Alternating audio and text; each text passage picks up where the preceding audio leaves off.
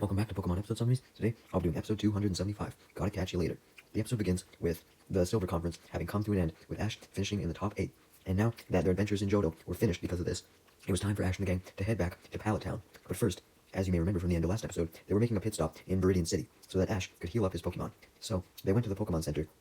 when they reached Viridian City after walking along the path. But before they arrived in Viridian City, Misty had actually been somewhat opposed to it, as when Ash said that they were going to the Pokemon Center in Viridian City, Brock got excited, because that would mean he could meet up with the Nurse Joy there, and Misty obviously didn't want to have to deal with Brock's flirting. Anyways, Ash and the gang soon arrived in Viridian City and entered the center, which brought back a lot of memories, like when Ash and Misty were in the original Viridian City Pokemon Center, battling Team Rocket with all the Pikachu before it got burned down, all the way back in episode 2.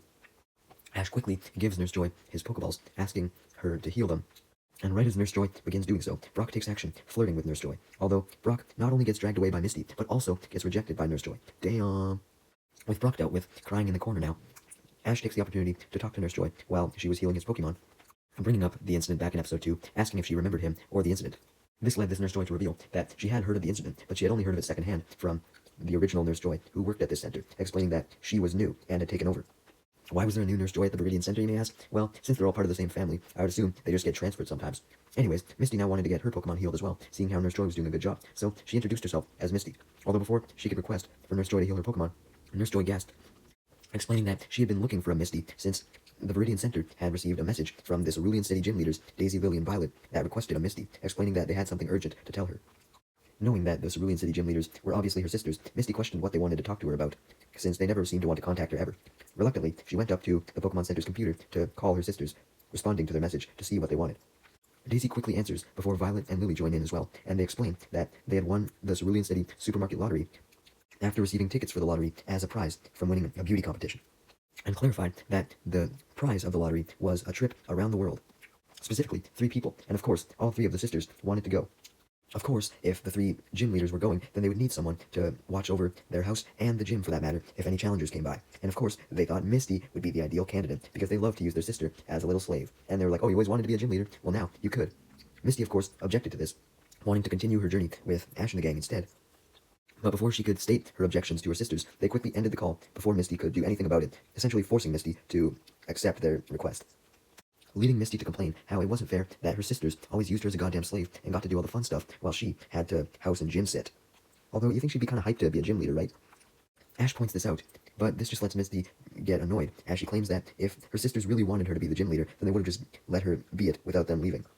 Ash didn't know how to respond to this, so he simply stood there as Misty continued to complain about how she didn't want to fucking be her sister's slaves. Ash couldn't think of anything to say to comfort Misty, so this just pissed Misty off further, although Brock soon stepped in and assured Misty that she would only have to watch over the gym until her sisters got back, so she wouldn't have to do it for that long, hopefully, and Ash echoed this sentiment. Misty was still pissed off, so Nurse Joy tries to cheer her up by going into the back of the Pokemon Center and coming out with none other than Misty's bike, explaining that it was now in better condition than when it arrived in the Pokemon Center, destroyed because the previous Nurse Joy at the Viridian City Center actually managed to fix Misty's bike. Nurse Joy also gives Ash back his Pokeballs.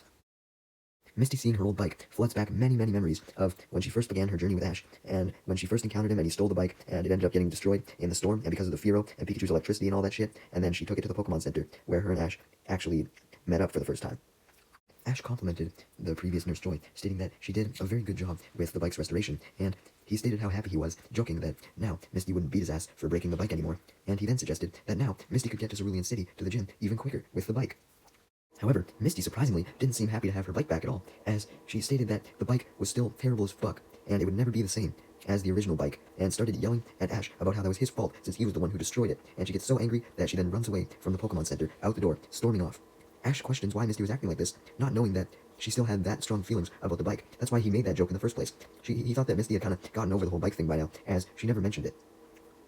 Seeing Ash confused, Brock states his theory, essentially believing that Misty didn't actually care about Ash breaking her bike or anything like that. She was actually mad about the fact that Ash was so happy about Misty being able to go back to Cerulean City. Essentially, she had hoped that Ash would stick up for her and, want her to continue traveling with him and Brock, not go back to Cerulean City. But now that she saw that Ash was so eager for her to go back, she was offended. Ash was confused by this, as he didn't understand woman's thoughts, but Brock just said that it was best to leave Misty alone for now, and stated that she would probably come back eventually before going off to Cerulean City, especially because she probably wouldn't go without her bike. Ash, however, remained concerned and doubted this. Meanwhile, as Misty ran out of the Pokemon Center, she was walking with her head down, extremely sad about the fact that Brock and Ash seemingly didn't care or understand about the fact that she was leaving the group, and was thinking that they would obviously stand up for her, just as Brock had suggested Misty felt. Misty then began to cry though, still sad about that, but also now worrying that her outburst at Ash and Brock may have deterred them from wanting to travel with her even more, and she cried for so long with her head down that she soon realized that she had gotten lost in Viridian and didn't know where she was anymore, and suddenly, 3 brothers named Kim, Kai, and Kale approach her, saddened to see a girl cry. So they introduced themselves and asked her what was wrong, suggesting that her friends may have run away and abandoned her, and Misty takes this as an insult, believing the brothers to be taunting her for losing her friends, even though they were really just trying to figure out what was going on. She quickly tries to stop crying and claim that she wasn't abandoned and was totally fine, but the 3 brothers don't believe her, and claim that they had special abilities that could cheer Misty up. Misty questioned who the fuck they were supposed to be and what these abilities were, leading the 3 brothers to introduce themselves as the Fighting Brothers, the 3 strongest trainers in Viridian City, because their 3 ace Pokemon that they had, being Hitmontop, Hitmonchan, and Hitmonlee, respectively, were so fast that they could go invisible, and they proceed to show off their Hitmonchan, Hitmonlee, and Hitmontop as they move around super fast, hoping that this would cheer Misty up. However, Misty was not impressed by this lame-ass act whatsoever, as their Hitmonlee, Hitmonchan, and Hitmontop weren't nearly as fast as they claimed. They were just normal speed, so Misty could see that they were just over-exaggerating, and told them that they should change their name to the Invisible Brothers and disappear, getting the fuck away from her. The 3 brothers wanted to prove that they were as strong as they said, and suggested that if Misty battled them, then she may be cheered up. Misty hoped that if she battled the brothers like they wanted, then perhaps the brothers would finally leave her alone, so she introduced herself as Misty and accepted the brothers' challenge. Beginning her battle against them, first battling against Kim in a nearby park, as Kim sent out his Hitmonchan and Misty sent out her Politoed. As Kai and Kale watched, and Kim clarified that the battle would only be 1v1.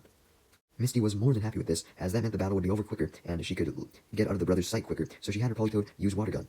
which easily knocks out Kim's Hitmonchan in 1 hit, surprising Kim, as he really thought he was strong, leading Misty to make fun of how weak Kim actually was, suggesting that they change their title from the Pokemon Fighting Brothers to the Pokemon Losing Brothers. This makes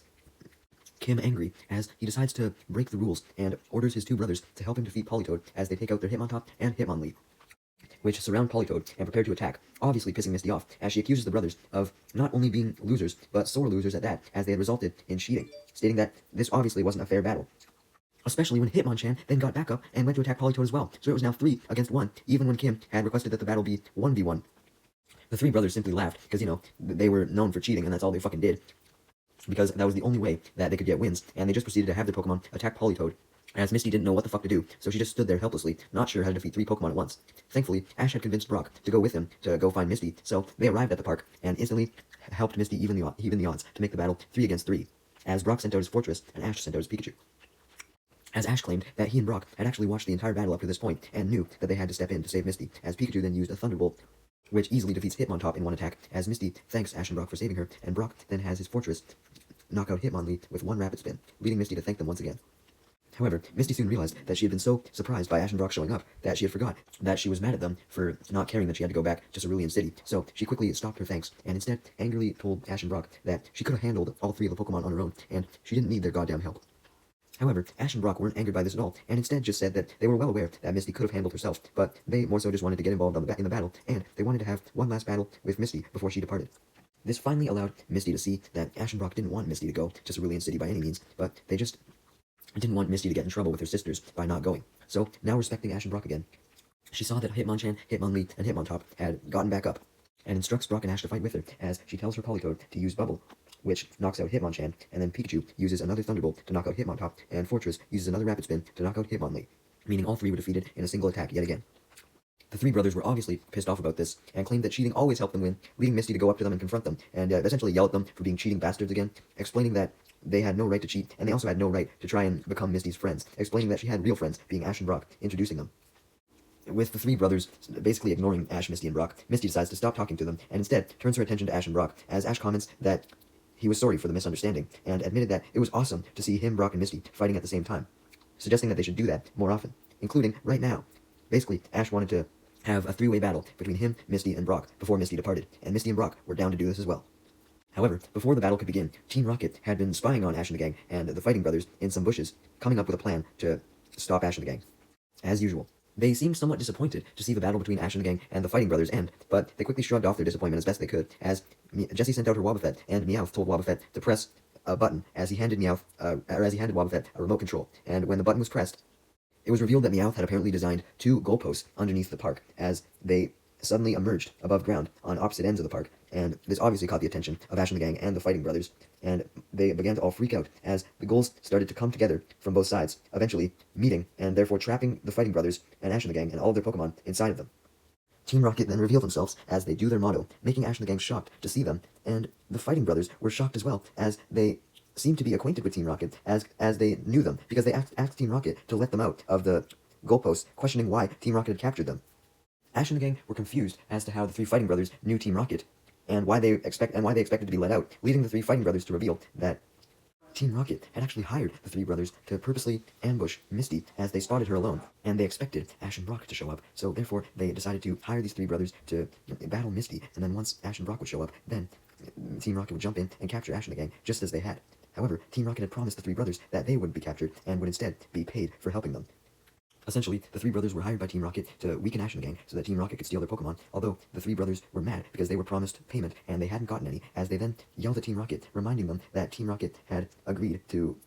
get them some gold as payment, but Team Rocket simply ignored the 3 brothers and stated that they obviously had no gold, blaming them for falling for their trick, implying that they never actually were going to pay the 3 brothers, they just wanted to use them for their own benefit.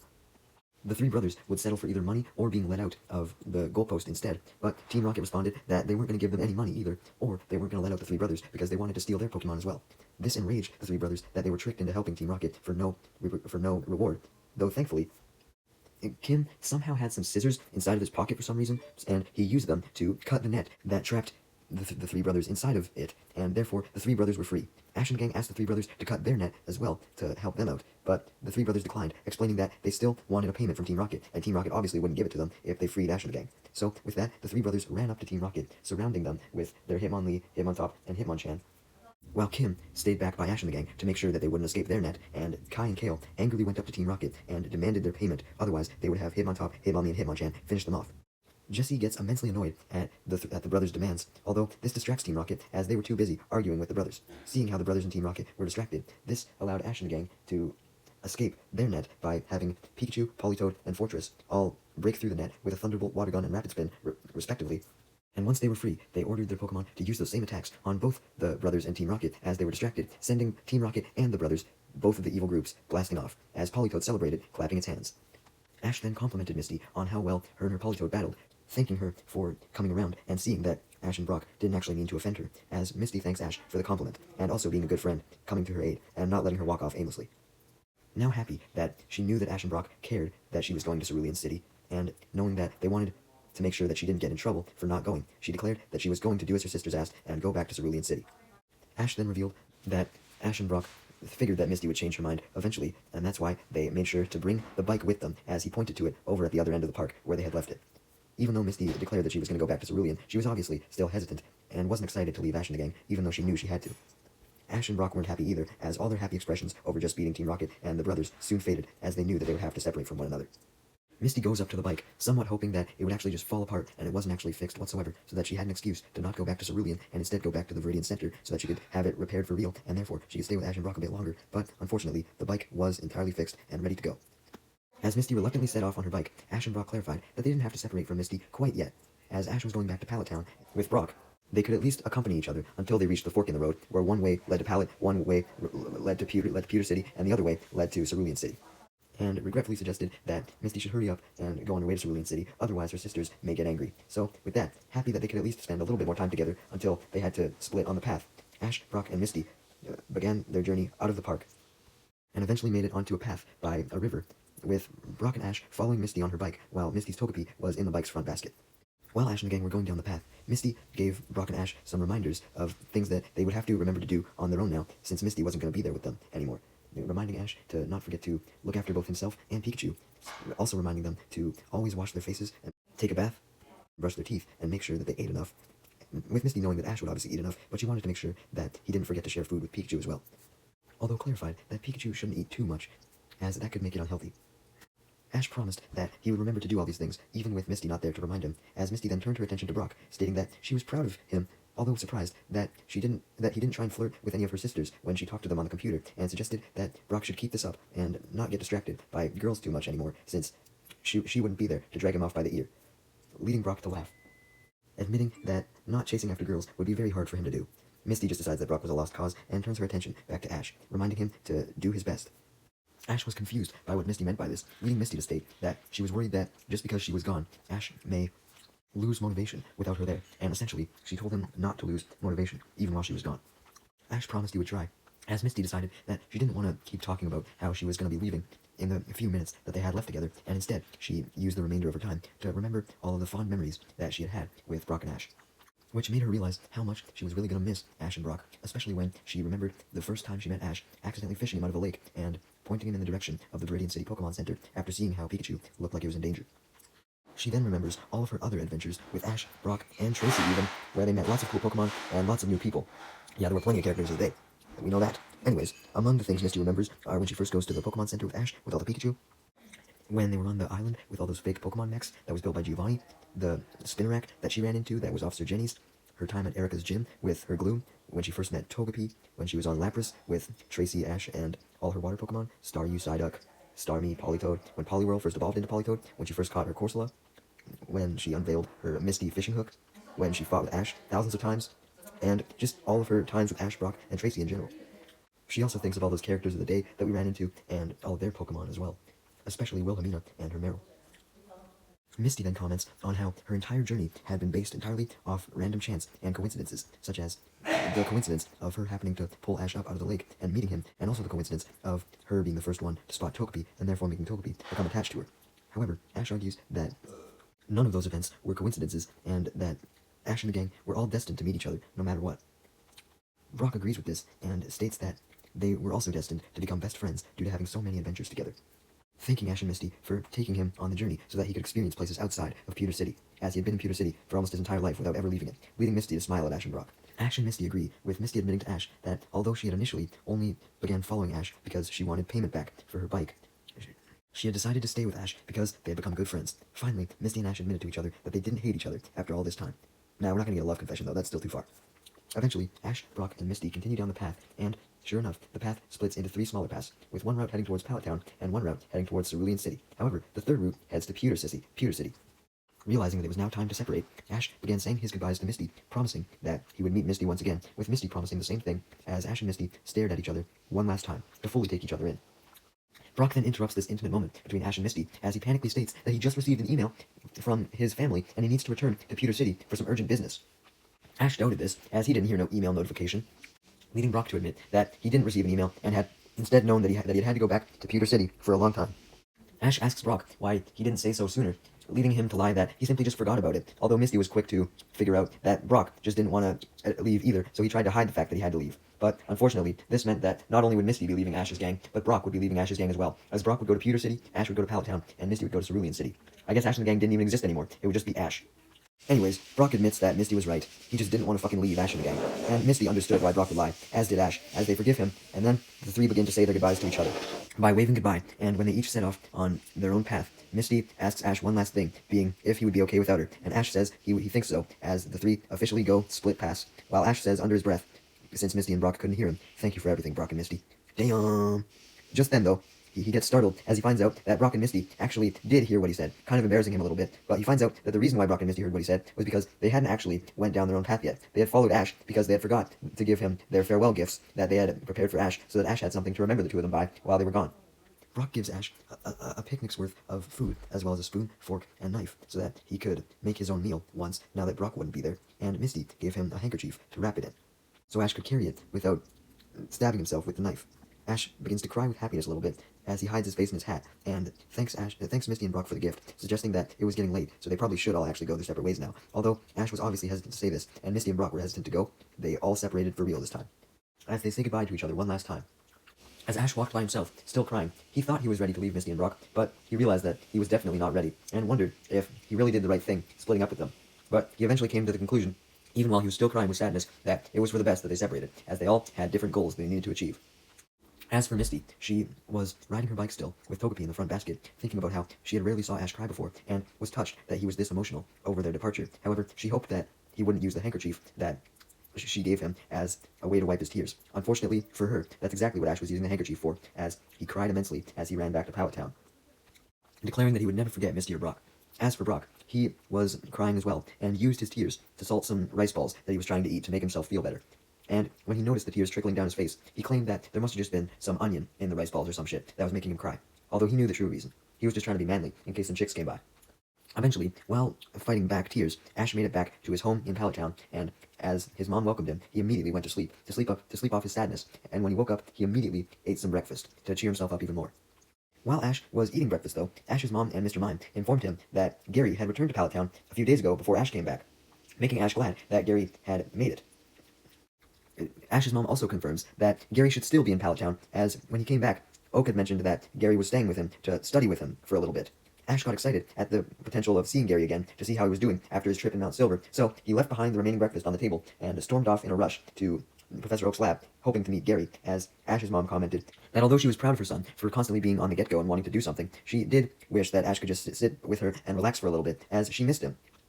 Anyways, Ash hurriedly gets to Professor Oak's lab, but unfortunately for him, Oak and Tracy tell Ash that Gary had already left. Ash was disappointed by this, but asked where Gary had went so he could potentially try and catch up to him, leading Tracy and Oak to tell Ash that Gary didn't mention where he was going. He just woke up one day saying that he was feeling inspired and left before Oak and Tracy could ask any more questions.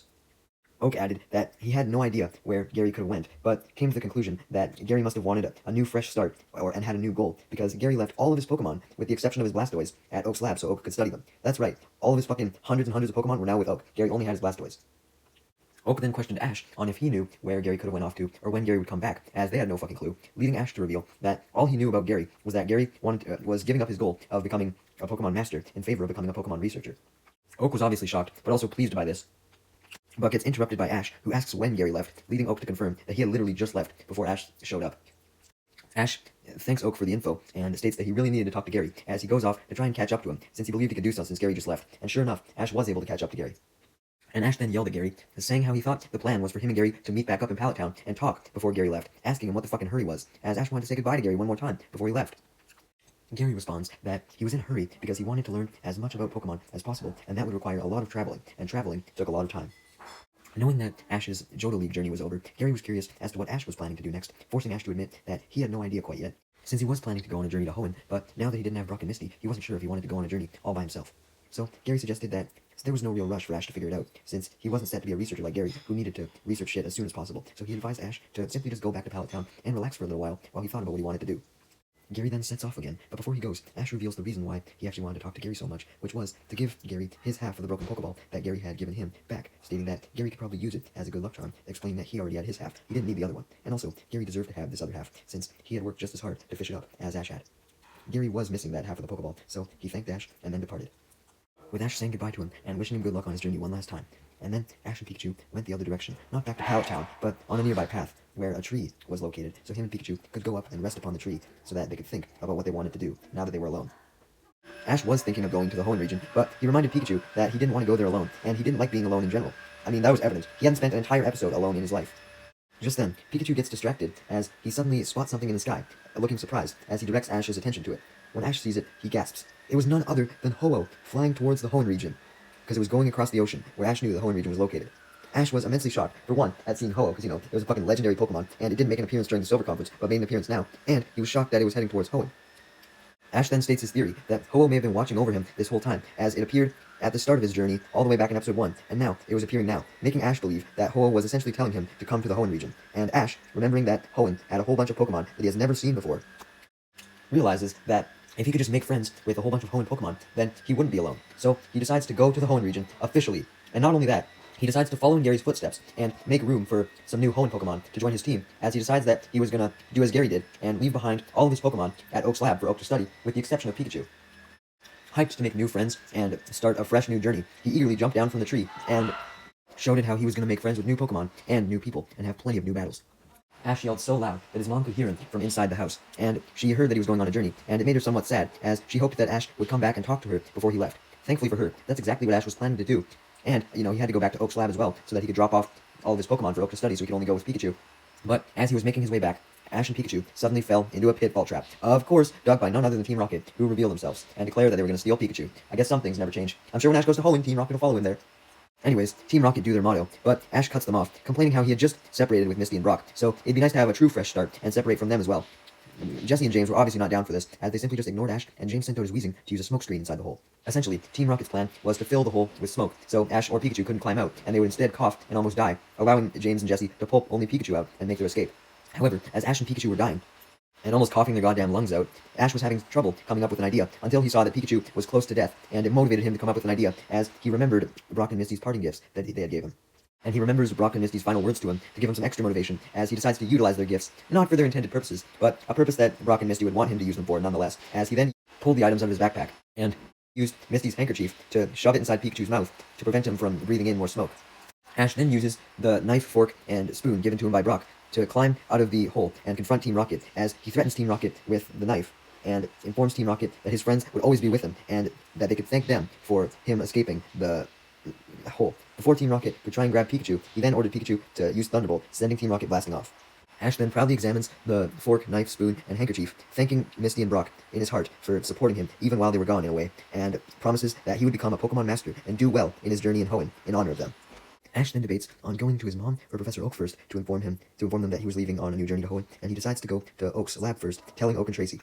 He then elaborates, telling Oak that he was going to do what Gary did and leave all of his Pokemon aside from Pikachu at the lab for Oak to study, and Oak gratefully accepts all of Ash's Johto Pokemon. Well, I guess that's it for all of them. Hopefully we see them again eventually. Goodbye, Totodile, Noctowl, Vampy, Bayleaf, and Cyndaquil.